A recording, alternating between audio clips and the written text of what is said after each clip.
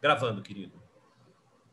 Eleições nos Estados Unidos são sempre uma coisa muito importante para o mundo, né? Os Estados Unidos são ainda, claro que estamos num processo aí de mudança, com a ascensão da China, vários outros fatores, mas são ainda a principal potência do mundo, certamente, de longe, a maior potência militar, ainda é a maior economia do mundo, provavelmente será ultrapassada nessa década pela China, mas continuará sendo uma economia muito importante.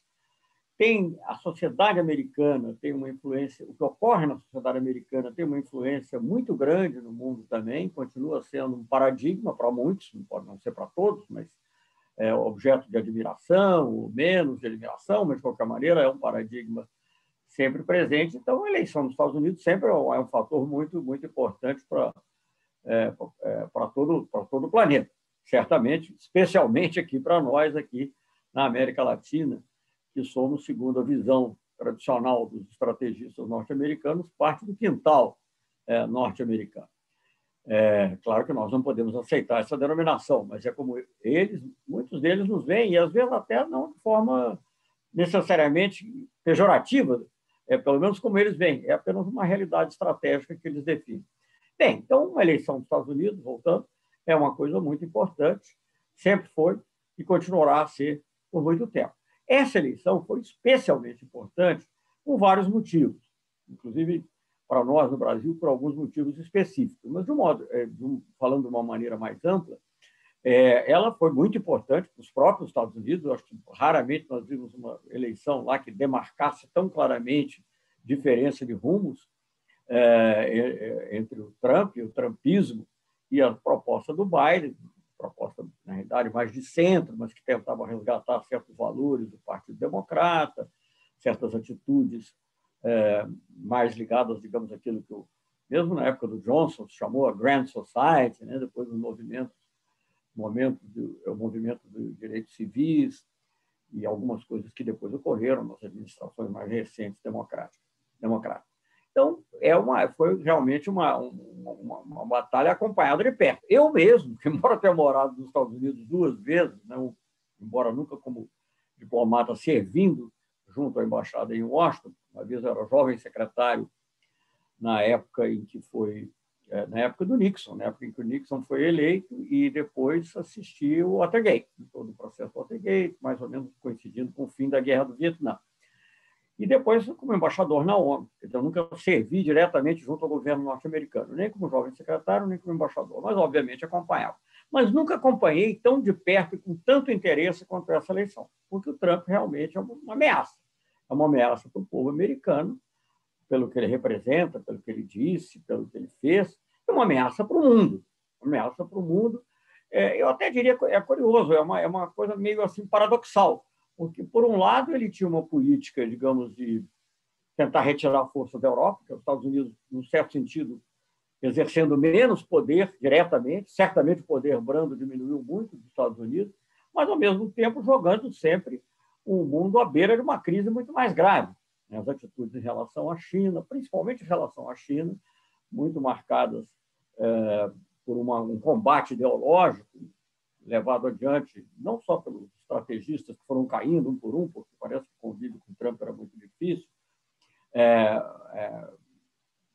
como o John Bolton e antes o Steve Bannon, mas pelo próprio chanceler, o ministro das Relações Exteriores, secretário de Estado, como ele chamou lá, o Mike Pompeo, que fazia da China o principal inimigo, o Partido Comunista Chinês é a grande ameaça, e isso, evidentemente, levava o mundo a um risco muito grande de conflito. E outras situações também, aqui na nossa região, nós vimos o Trump várias vezes falar em relação à Venezuela que todas as opções estavam sobre a mesa.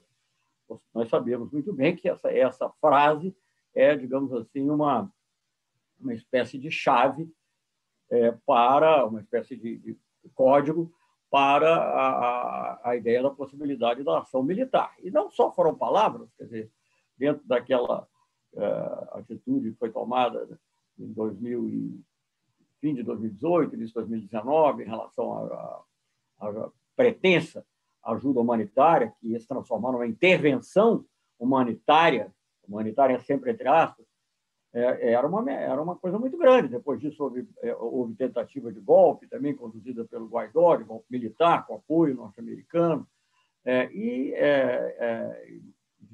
Digamos assim, em tempos relativamente mais recentes, desdobramento da força naval norte-americana e, ao mesmo tempo, mercenário. Enfim, a acusação de narcotráfico, que era um prelúdio quase para legitimar uma invasão, uma intervenção, talvez uma invasão indireta, quem sabe usando até países da região, provavelmente. Enfim, então, essas atitudes inspiravam um grande temor. Nesse campo específico da paz e da segurança internacionais. Então, por um lado, e mesmo com a Coreia do Norte, embora depois ele tenha chegado a alguns acordos, no início foi também algo que parecia deixar o mundo à beira de um conflito, quem sabe um conflito nuclear. E com a China, idem, da maneira como estava indo. Então, tudo isso, digamos assim, e se eu for somar essas ameaças à paz e à segurança, outras atitudes que têm a ver com o abandono do sistema multilateral, a maneira de encarar a Organização Mundial do Comércio. Tudo isso representava, digamos assim, uma ameaça permanente para perturbações sérias na ordem internacional e, no caso nosso, aqui da nossa região, na América Latina, para atitudes muito graves. Eu vou, talvez, falar um pouquinho, especificamente, do governo Bolsonaro. Mas isso, em geral, já era muito importante. Agora, não é só isso. Isso são as políticas norte-americanas, que são, obviamente, importantes, têm que ser acompanhadas. Mas, para além das políticas, a sociedade americana, voltando um pouco ao comentário que eu fiz no início, ainda é um exemplo. Quando o Galbraith escreveu os livros lá sobre a sociedade afluente, mesmo fazendo os reparos do que deveria melhorar, aquilo era lido aqui no resto, não só do continente, do mundo, como um paradigma que poderia ser utilizado para o futuro, para outros países, Estados Unidos com muita presença, através do cinema, da televisão, da música, das ações também dirigidas pelo Estado, mas o fato é que tem uma presença muito grande e um número muito grande de seguidores. Eu me lembro sempre, e aí já falando um pouquinho em relação ao Brasil, depois falar um pouquinho mais dos Estados Unidos ainda, mas falando só um pouco em relação ao Brasil, que quando o Trump foi eleito, eu dei uma entrevista para a Carta Capital e eles aproveitaram uma frase minha como manchete, em que eu dizia que o pior do Trump era o mau exemplo. E naquela época ainda não tinha o livro do Levitsky, não tinha essa análise de como as democracias podem morrer, mas eu achava já que se um país como os Estados Unidos, a principal potência mundial, autodesignada e vista por muitos como a maior democracia do mundo, poderia eleger uma pessoa como o Trump, o que pensar de países de tradições democráticas menos firmes, no caso nosso. Eu nunca poderia imaginar que o mau exemplo seria seguido de maneira tão rigorosa e mesmo até piorada como aconteceu no Brasil. Então, foi uma eleição muito acompanhada, muito vista de perto, com muito interesse, e a vitória do Biden foi recebida, eu creio, pelas pessoas, com graus maiores ou menores de esperança, mas pelo menos com um suspiro de alívio, porque aquela tensão permanente que o Trump criava de alguma maneira se dissiparia, se diminuiria. Claro que há fatos estruturais que são complicados, ninguém vai diminuir o risco de algum tipo de confrontação entre os Estados Unidos e a China. Não é banal uma economia ser ultrapassada por outra como a maior economia do mundo, inclusive com sistemas políticos muito diferentes, não é uma mera ultrapassagem, digamos, de dois países muito parecidos, como ocorreu no passado algumas outras vezes também. E mesmo assim com problemas. Mas, nesse caso, um país com organizações sociais diferentes, exemplos para o mundo, visões do mundo muito distintas, embora com pontos em comum também, mas com visões muito distintas. Isso, obviamente, tem um potencial grande de choque. Mas, só lembrando, para falar do potencial de choque, antes do mais, lembrar que um analista político muito importante dos Estados Unidos, o Graham Allison, que é considerado um professor importante, trabalhou também no Ministério da Defesa, e o livro dele sobre a crise de Cuba é considerado, crise dos mísseis de Cuba, é considerado o estudo mais clássico a esse respeito, escreveu um livro chamado Destinados à Guerra. Ele não afirma, ele apenas levanta a questão, lembrando que desde desde a Guerra do Peloponeso, na Grécia Antiga, quando uma potência ultrapassa a outra, isso, em geral, é um fator de desequilíbrio e de risco no cenário internacional. Então, isso vai ter.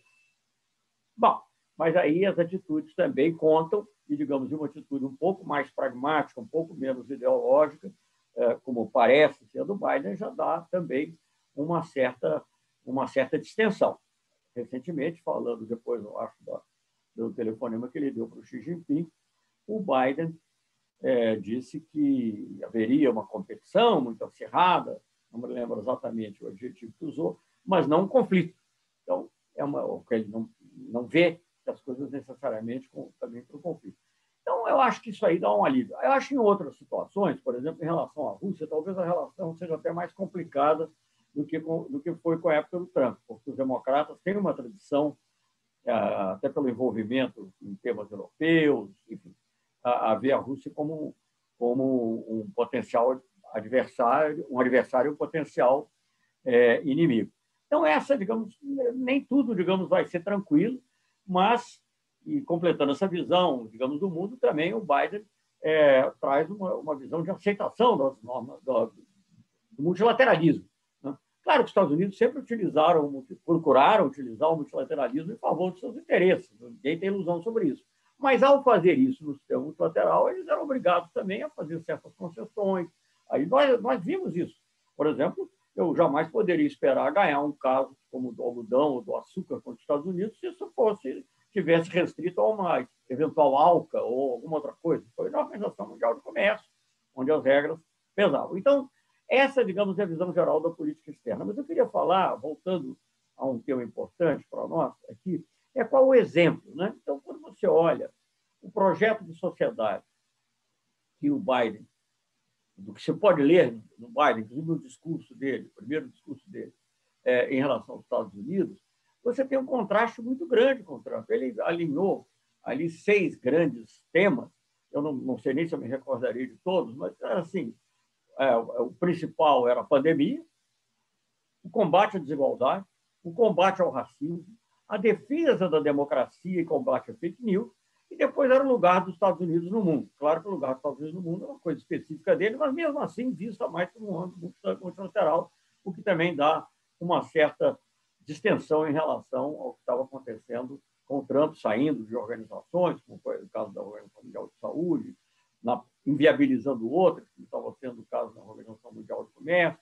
Então, eu digo isso, tudo isso sem ilusões de que vai ser, digamos, uma maravilha, mas, de qualquer maneira, eu acho que é uma coisa positiva. E essa atitude que ele está tomando internamente, se você pensar também no programa emergencial lá que ele fez, de 1 trilhão e 900 bilhões de dólares, com ênfases muito apropriadas, inclusive na pequena e média empresa, emprego, etc. Isso tudo também é até uma inspiração para outros países também. Quer dizer, você tem talvez uma coisa importante, é o mais próximo do New Deal, digamos, do Roosevelt, que a esquerda moderada e outros países, em geral, elogia, é o mais próximo que eu me conheço desde a guerra, certamente. Então, claro que a pandemia é uma questão especial e exige esse tipo de ação. De qualquer maneira, então eu vejo os sinais.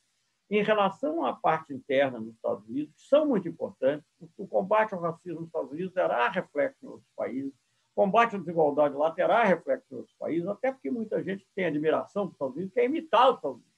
Então, pode ser que imite também de uma maneira que seja menos negativa. Não estou dizendo que a gente deve imitar em tudo, não, mas há coisas que eles fizeram. O ministro da Defesa, por exemplo, e os Estados Unidos agora tem mulher general de 4 estrelas, nos mais altos postos de comando militar, resolveram o problema LGBT. Tem um negro ministro da Defesa, né? São muitas coisas que os Estados Unidos também andam. Como sociedade, ela é uma sociedade, apesar dos recuos na época do Trump, o risco de que isso volte, porque ela é uma sociedade também muito dividida, né?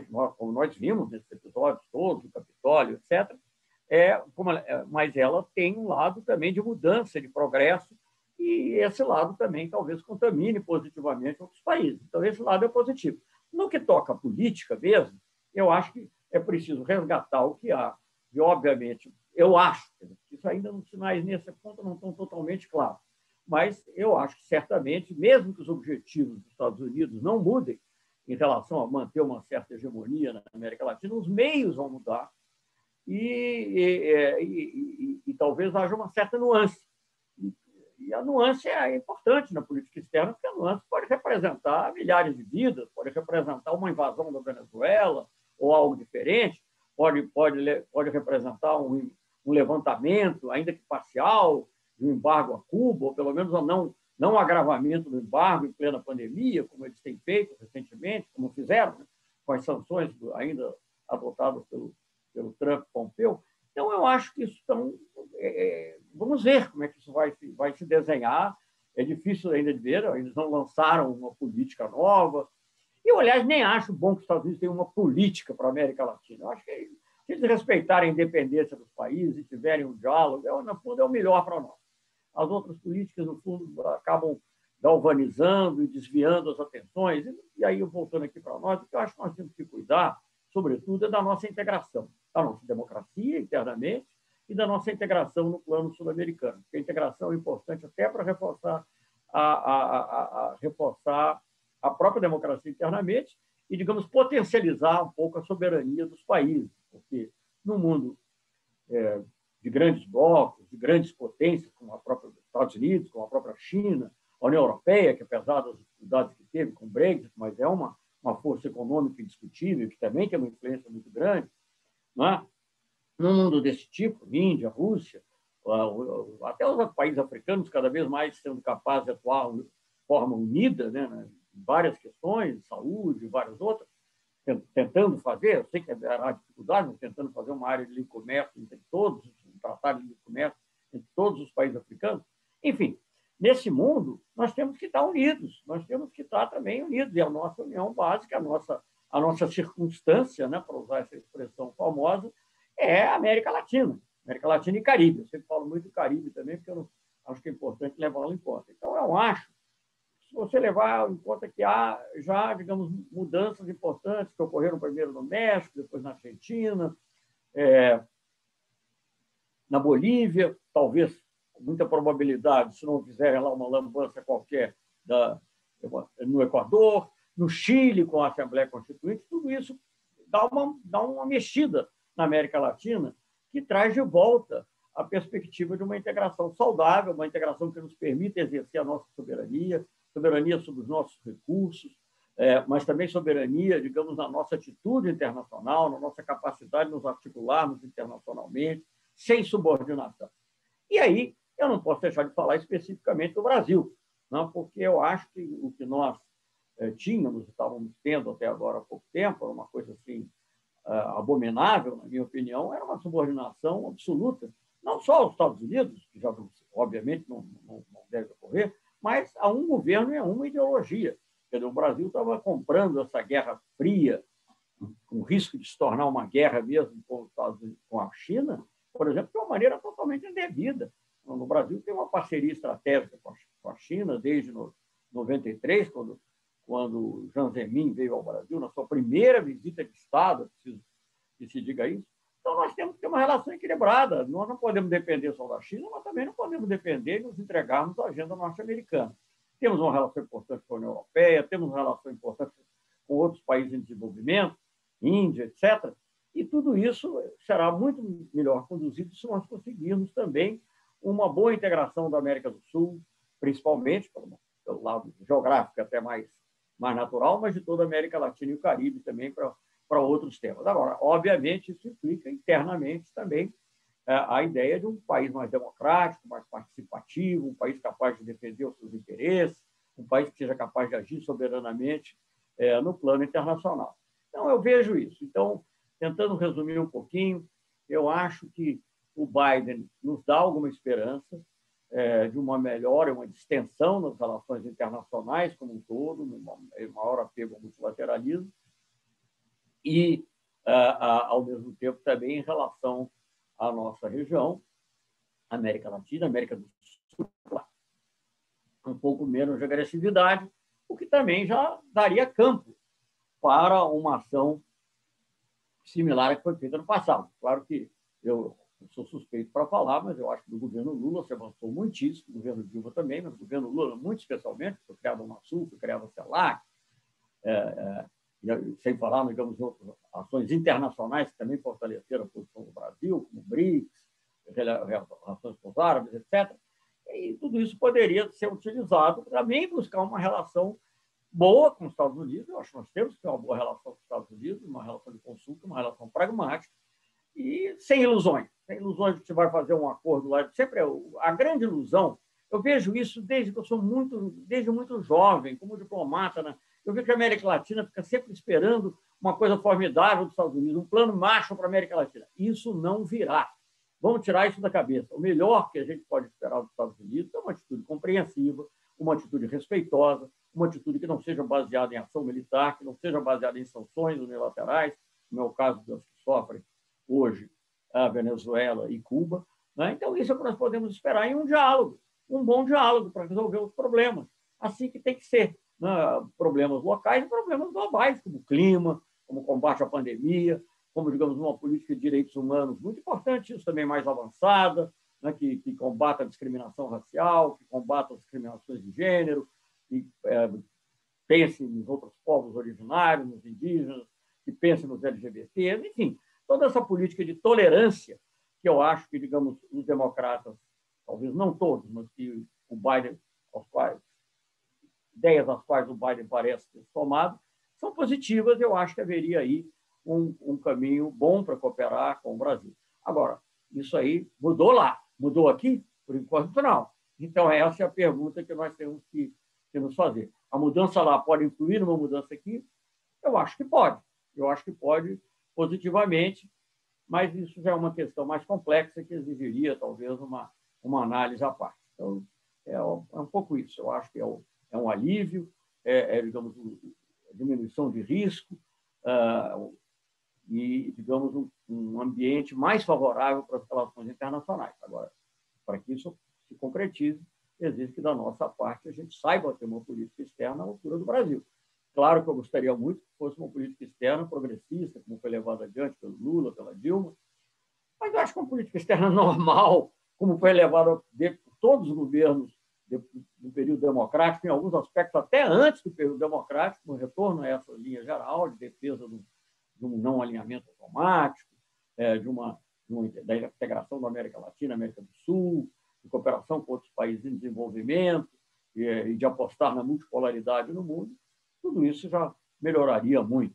Então, basicamente, são esses comentários que eu queria fazer, voltando a lembrar que, de fato, nós estamos também no mundo em transição. A gente não pode pensar só no Biden, tem que pensar no Biden com o crescimento da China, tem que pensar no Biden com relação a uma Europa que, apesar de, digamos, ter enfrentado o problema do Brexit, ela está mais coesa do que estava até recentemente. Então, eu acho que esse conjunto de coisas nos permite ser esperançosos.